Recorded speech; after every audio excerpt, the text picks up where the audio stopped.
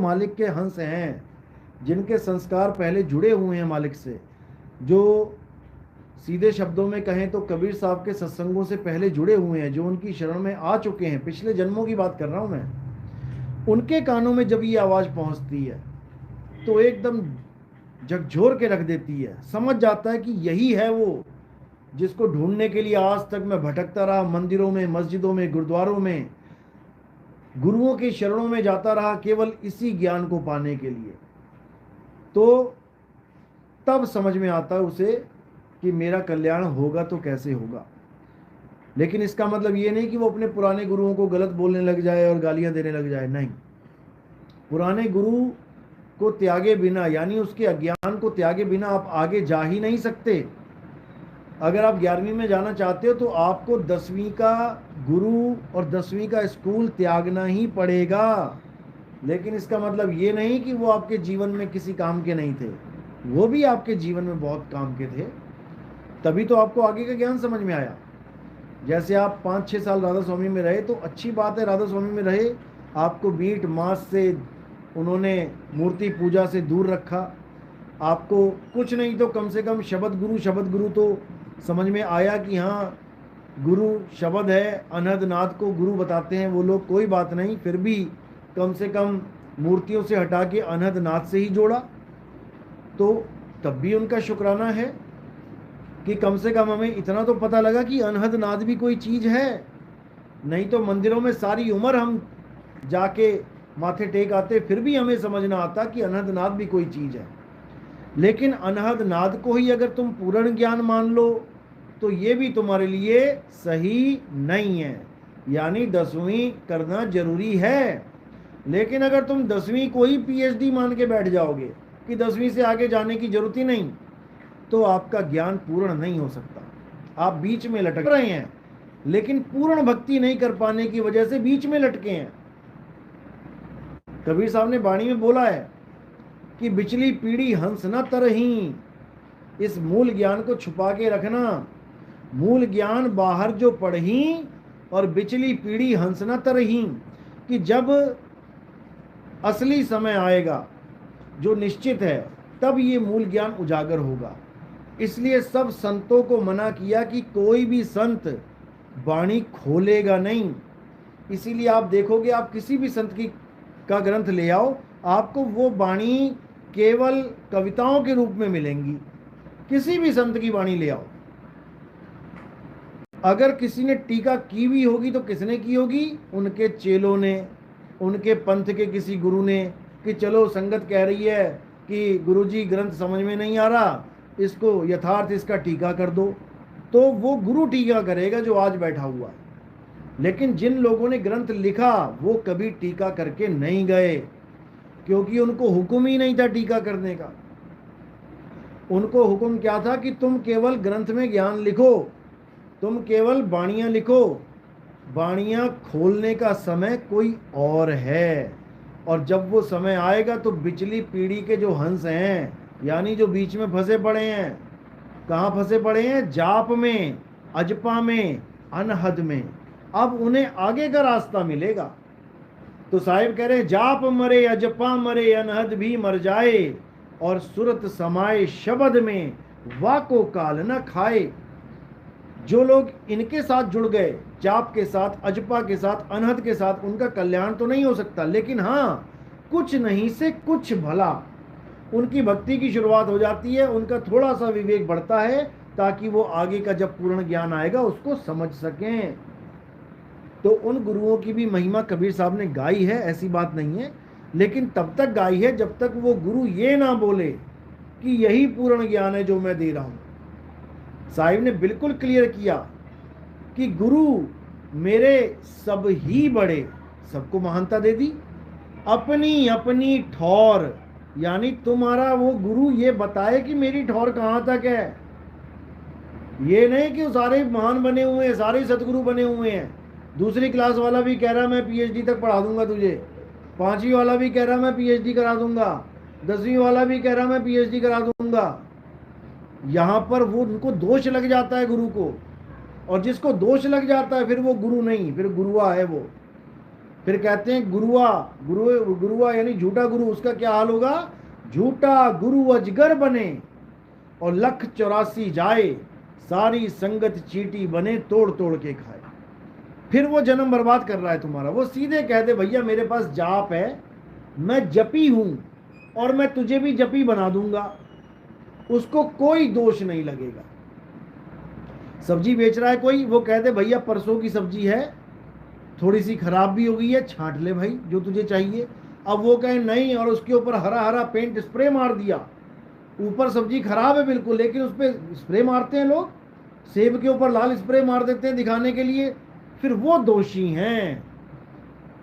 वो खराब सेब बेचें दोषी नहीं है, ये कह के भैया खराब हो गया है, 100 का था 20 का ले जा यार, तू जो सही लग रहा वो ले जा, तो उसमें उसको दोष नहीं है। लेकिन अगर वो चालाकी करेगा, जीवों के साथ धोखा करेगा, फिर वो दोषी हो जाएगा, फिर उसका सहाय परमात्मा भी नहीं है। तो कबीर साहब ने साफ बोला है, आ जाओ बैठो बेटा, कि झूठा गुरु अजगर बना 1,84 जाए और सारी संगत चींटी बने तोड़ तोड़ के खाए। फिर उसकी दुर्गति होना पक्का है, कोई उसे माई का लाल बचा नहीं सकता।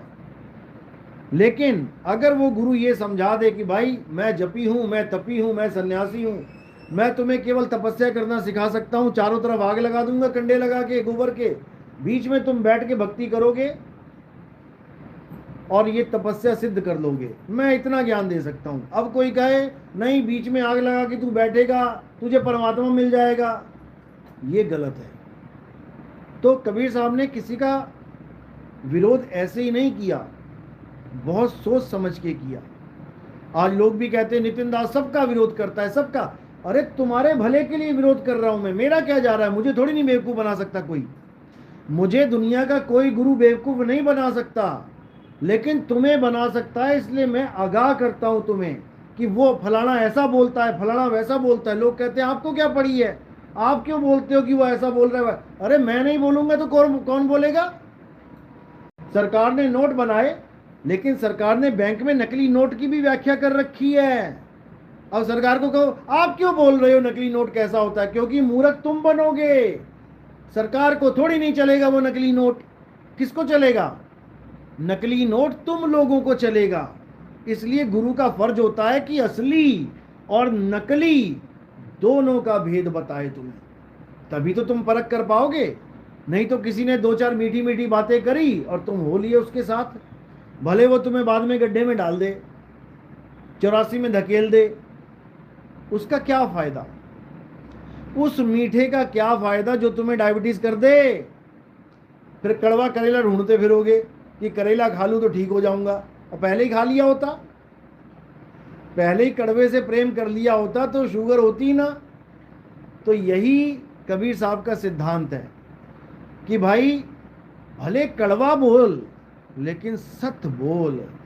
भले दुनिया मारने को आती है कोई बात नहीं, सांच कहूं जग मारन धावे और झूठे को पतियाई हो, कहें कबीर सुनो भाई साधो हमसे झूठ कहाना जाई हो। दुनिया झूठों को प्यार करती है और सच्चे को लताड़ती है। देखो संतों को सूली पे चढ़ा दिया, आग में डाल दिया, तत्ती तवी पे बैठा दिया, गर्दनें काट दी, नाखून उखाड़ दिए, जीभ काट दिए, जहर पिला दिया, सब कुछ कर दिया। क्यों? उन्होंने किसी का क्या बिगाड़ा था भाई? उन्होंने क्या बिगाड़ा? उन्होंने केवल सच बोला और तुम्हारे भले के लिए बोला। लेकिन जिनकी दुकानें टूट रही थीं, जो असत्य पर धंधा कर रहे थे असत्य बोल बोल कर, उन सब की पोल खुल गई, अब आ गए वो विरोध में। इसी प्रकार हमारे भी विरोधी हैं। हमारे विरोधी को सुन के ये मत सोच लिया करो कि जी वो बहुत महान काम कर रहे हैं। वो महान काम नहीं कर रहे हैं, वो अपनी असलियत बता रहे हैं। वो ये बता रहे हैं कि हमारे धंधे चौपट कर दिए सत्संग ने, इसीलिए वो खुल के विरोध करते हैं, और खुल के भी नहीं कर पाते। नहीं तो सारे गुरु आ जाएं खुल के। अब वो धीरे धीरे अपने सत्संगों को बदलने में लगे हुए हैं। जो लोग ये कहते नहीं थकते थे कि मूर्ति पूजा करनी जरूरी है, आज वो सार शब्द की बातें कर रहे हैं। जो लोग ये कहते नहीं थकते थे कि राधा एक औरत है और कृष्ण जी एक आदमी है, वो आज ये कह रहे हैं कि राधा और कृष्ण जी आत्मा है। आज कहां से तुम्हें ये ज्ञान हो गया भाई? जो लोग तुम्हें ये कभी नहीं बता पाए कि तुम शरीर नहीं हो, तुम आत्मा हो, आज वो कह रहे हैं कि तुम अविनाशी हो, परमात्मा का दिव्य अस्त्र भी तुम्हें मार नहीं सकता। आज वो ये बातें कर रहे हैं। कैसे कर रहे हैं? क्योंकि हमारे सत्संग सुन रहे हैं वो लोग। ये बहुत बड़ी बात बोल दी उन्होंने कि तुम उस मालिक के अंश हो, भगवान का दिव्यास्त्र भी तुम्हें खत्म नहीं कर सकता। तो रावण को कैसे खत्म कर दिया दिव्यास्त्र ने? कंस को कैसे मार दिया दिव्यास्त्र ने? वो भी तो मालिक के अंश हैं। बिना मालिक के अंश के तो कोई है ही नहीं इस दुनिया में। तो आज तक तो राम के द्वारा रावण को मरवा रहे थे, आज तक तो कृष्ण जी के द्वारा कंस को मरवा रहे थे। आज तुम कह रहे हो कि हम सब अविनाशी हैं, हमें कोई अस्त्र शस्त्र नहीं मार सकता। ये ज्ञान कहां से आ रहा है? ये वही लोग हैं जो खुल के तो नाम नहीं ले सकते मेरा, लेकिन ज्ञान हमारा ही लेना पड़ेगा। ये धीरे धीरे सबकी चाल बदल जाएगी। लेकिन जो मुहावरा बोला गया है कि कौवा चला हंस की चाल और अपनी चाल भी भूल गया, सारी कहानियां भुलवा देंगे उनको जितनी आज तक वो सुनाते थे। अब उनको ये चाल अपनानी ही पड़ेगी, क्योंकि अगर ये नहीं अपनाएंगे तो अज्ञानी सिद्ध हो जाएंगे। तो ये कबीर साहब का जो मूल ज्ञान है, कबीर साहब ने बिल्कुल खुले अक्षरों में बोला था कि 12 पंथ काल फुरमाना, भूले जीव न जाए ठिकाना, 13वें पंथ हम ही चले आए और सब पंथ मेट के एक पंथ चलाएं। अब कई विरोधी बोलते हैं कबीर साहब ने कहा था पंथ चला लिया। अरे भैया, नितिन दास का पंथ नहीं है ये वही एक अकेला पंथ है जो कबीर साहब कह रहे हैं कि सब पंथ मेट के एक पंथ चलाएं। यही है वो पंथ। लेकिन तुम्हें नहीं दिख रहा क्योंकि मोतियाबिंद हो गया है। आंखें तो बिल्कुल ठीक दिख रही हैं बाहर से, लेकिन अंदर मोतिया है। करे तो करे क्या? तो ये मोतिया भी जल्दी निकाल दिया जाएगा, चिंता नहीं है। बात यह है कि वो असली पंथ कौन सा है उसको पहचानना है। वो असली पंथ क्या है? वो यथार्थ 13वां पंथ ही है। 13वां पंथ इसलिए बोला गया है क्योंकि 13 नाम परमात्मा के लिए यूज किया जाता है। बाबा नानक ने 13 किया। 13 यानी सब कुछ 13 है मालिक। कबीर साहब ने भी 13वें पंथ का जिक्र किया, यानी वो 13 ही है, परमात्मा का ही है। इसमें परमात्मा के अलावा और किसी के ऊपर फोकस है ही नहीं। यहाँ पर कोई रिद्धियों पे फोकस नहीं, कोई सिद्धियों पे फोकस नहीं। यहाँ पर कोई ऐसा नहीं कि तुम्हें मनमानी कोई तुम्हारी इच्छा पूर्ति हो जाएगी, ऐसा कोई फोकस नहीं। यहाँ काया पे फोकस नहीं कि तुम्हारी किडनियाँ ठीक हो जाएंगी, तुम्हारी आंखें ठीक हो जाएंगी, तुम्हारा लकवा ठीक हो जाएगा, तुम्हारा फलाना ठीक ठिकाना ठीक हो जाएगा। होना सब कुछ है, ऐसा नहीं कि नहीं होगा, लेकिन फोकस नहीं है। फोकस किस पे है? फोकस केवल आत्मज्ञान पे है। इसके अलावा सब झूठ है। आत्मज्ञान बिना सब झूठा, झूठी हाट लगाई। तो कबीर साहब ने केवल आत्मज्ञान पर ही फोकस किया है, और जो इस पे फोकस कर लेता है, सब जो इस ज्ञान पे फोकस कर लेता है, उसका जन्म मरण का रोग मिट जाता है। फिर उसको किसी की जरूरत नहीं है। अध्याय 3 17वां श्लोक यही कहता है कि हे अर्जुन, जो अपनी आत्मा में रमण करते हैं, ये नहीं कि गुरुजी के चेहरे का ध्यान करना है, आंखें बंद करके बैठ गए, गुरुजी का चेहरा ध्यान कर रहे हो, फिर गुरुजी के चेहरे में रमण कर रहे हो, अपनी आत्मा में रमण कहाँ किया? फिर तो चेहरे को भगवान मान बैठे, और चेहरा भी वो कर रहा है, ध्यान में ला रहा है जिसकी आंखें हैं। अंधा चेला आए और कहे कि गुरुजी का चेहरा ध्यान करूंगा, कैसे करेगा? ये केवल आंख वालों के गुरु हैं, अंधों के गुरु नहीं है ये। और जो असली गुरु है वो सबका गुरु है, वो सबको ज्ञान दे सकता है। तो साहिब बिल्कुल क्लियर कर रहे हैं, गीता में बिल्कुल क्लियर है कि अध्याय 3 17वां श्लोक कि जो अपनी आत्मा में रमण करते हैं, जो अपनी आत्मा में संतुष्ट हैं, जो अपनी आत्मा में तृप्त हैं। तृप्त यानी संतुष्ट, यानी कि अब कुछ नहीं चाहिए। आपको प्यास लगी, आपको 2 गिलास पानी पिला दिया, अब सामने घड़ा भी रखा है, लेकिन आप घड़े की तरफ देख भी नहीं रहे हो। क्यों? क्योंकि अब आप तृप्त हो गए हो। अगर घड़ा दोगे पीने के, नहीं भैया बस अब नहीं चाहिए, प्यास तो बहुत लगी थी लेकिन अब और नहीं चाहिए, तृप्त हो गए। इसको कहते हैं तृप्ति। तो साहिब कह रहे हैं कि जो अपनी आत्मा में रमण कर लेता है वही तृप्त हो सकता है, उसके अलावा कोई तृप्त नहीं हो सकता। और जो अपनी आत्मा में तृप्त हो जाता है, अध्याय 3